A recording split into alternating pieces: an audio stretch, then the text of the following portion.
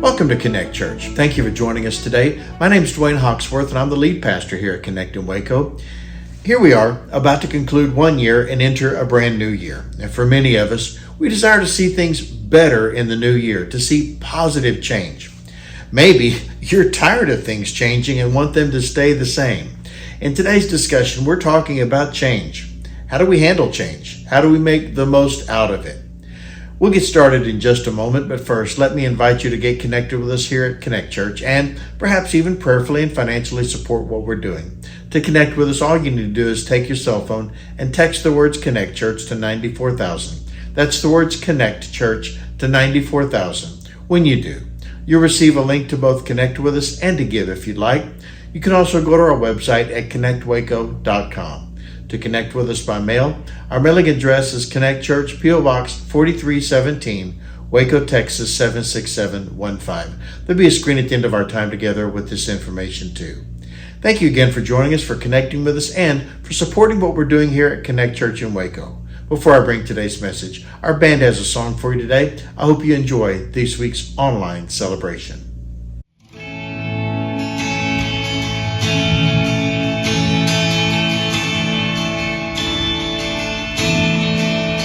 All my words fall short. I've got nothing new. How could I express all my gratitude? I could sing this song as I often do. Every song must end in melody. So I'll throw up my hands and praise you again and again. 'Cause all that I have is a hallelujah.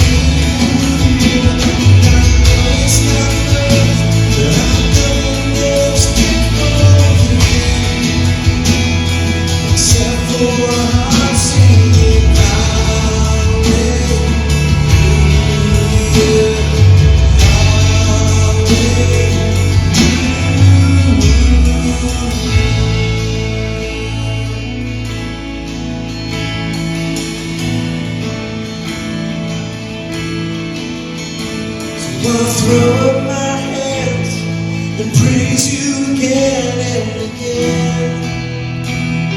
'Cause all that I have is hallelujah, hallelujah.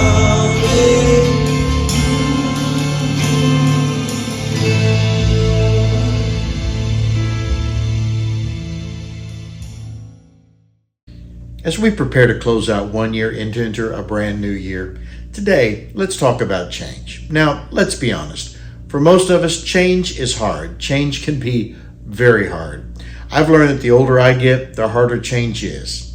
I like to explore and experience new things, but I also like to know I'm coming back to the places I know well, the places I'm very comfortable with. I've had quite a few older people tell me, and I quote, "We don't like change." Now, this is my own opinion, but it's come from some reading and research on why the older we get, the less we like change. As we get older, so many things change that we have no control over. So in response, we search for things and grasp at things we can try to keep from changing. Here's something we all need to come to grips with and settle in our own hearts and minds. Everything changes. Change is inevitable. The only thing that is constant is change. Even if you don't want anything to change, they are going to change. Something you will never stop is change.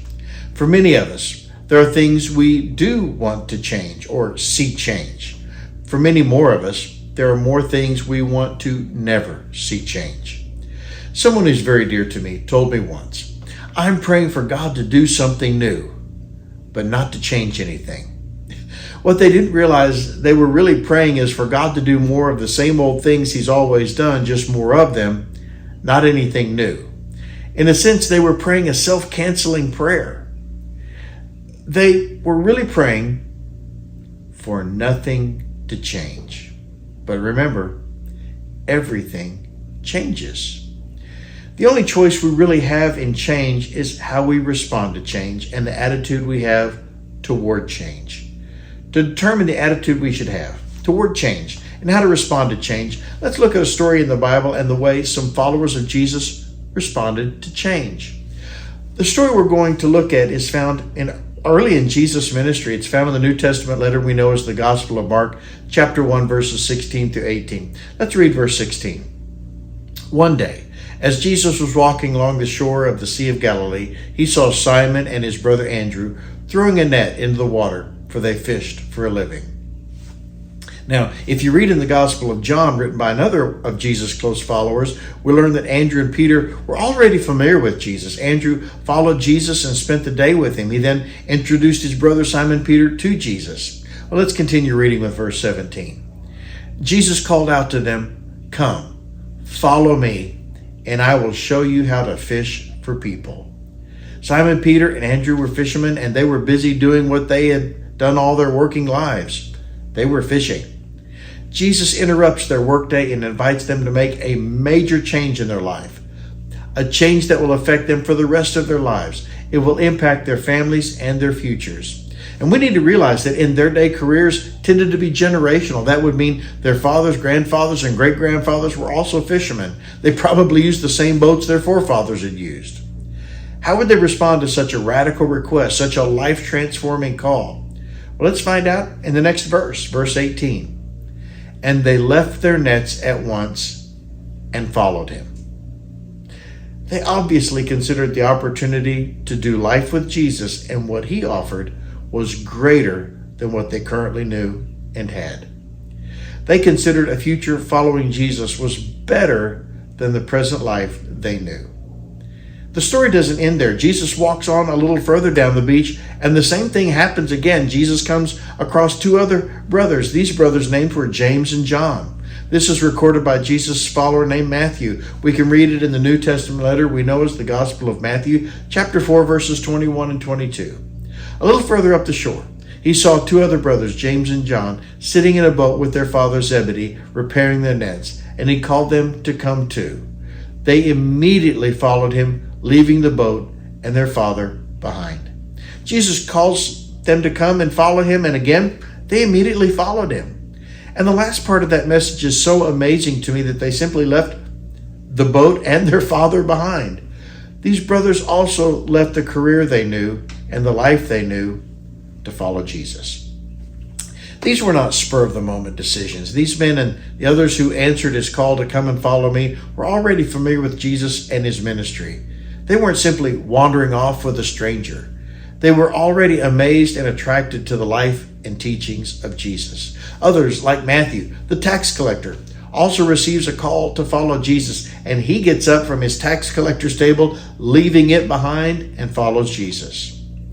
One day, a young man comes to Jesus asking what he needs to do to inherit eternal life. And during their conversation, Jesus makes the same life-changing offer to this man. One of Jesus' followers named Mark wrote down what happened, and we can read it in the New Testament letter we know is the Gospel of Mark, chapter 10, verses 21 and 22. Looking at the man, Jesus felt genuine love for him. There is still one thing you haven't done, he told him. Go and sell all your possessions and give the money to the poor, and you'll have treasure in heaven. Then come follow me. It's important to know that not everyone said yes to Jesus' call. The next verse shows us his response to Jesus' invitation. At this, the man's face fell, and he went away sad, for he had many possessions. What he had meant more to this man than what he could have had he made this change. Following Jesus is an invitation to change. Any changes we make in life are always better and more complete when Jesus is working in you and with you for change. Following Jesus is a one-time decision with a daily commitment. When your calling or goal is good, you can't wait to get started. Determine what you want more, where you are or where you could be. If you really desire to see change in your life, start now. Get going. If your goal is to get in better physical shape, plan and schedule for your workout today. If your desire is to fix your finances, plan a budget today. If your desire is relationship that's broken, reach out today. If your desire is to read the Bible in a year, start today. Simon and Andrew responded at once. Immediately, they left their nets and followed him. Why? Where Jesus was calling them to was much better than where they were. If it's important enough to do tomorrow, it's important enough to do today. If you really desire to see change in your life, you must let go of where you are, because change requires letting go of where you are. Simon and Andrew left their nets, left family, left business, dropped everything. Change requires you to let go. Choose to drop bad habits, too much time on social media, or overspending. And find an accountability partner, someone to encourage you and help you stay on course. I love the way the New Testament writer to the Hebrews wrote about this in chapter 12 and verse 1. Therefore, since we are surrounded by such a huge crowd of witnesses to the life of faith, let us strip off every weight that slows us down, especially the sin that so easily trips us up, and let us run with endurance the race God has set before us. Start now. Get going. Let go. Change isn't easy, but with God, change is possible. When they heard Jesus call, "Follow me," they dropped everything and followed Jesus. They reoriented their entire life around Jesus. Jesus is that good. Living in his kingdom is better than where you are currently living, and doing life his way is better than your way. Where Jesus is calling you is better than where you are. This is so important to understand. To change, to really change, you must believe where you're going is better than where you are. We each have a choice to make. Remember what Jesus said to Simon Peter and Andrew.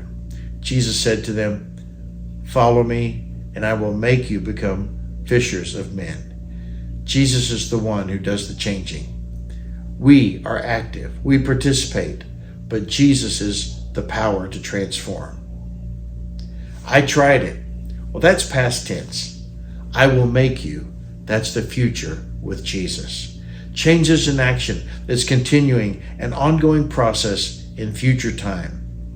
It's not that change doesn't work. It's that God is not done. God's not done working. Maybe you shouldn't be done working either. And change can be hard, but with God, change is possible. With God, all things are possible, including change.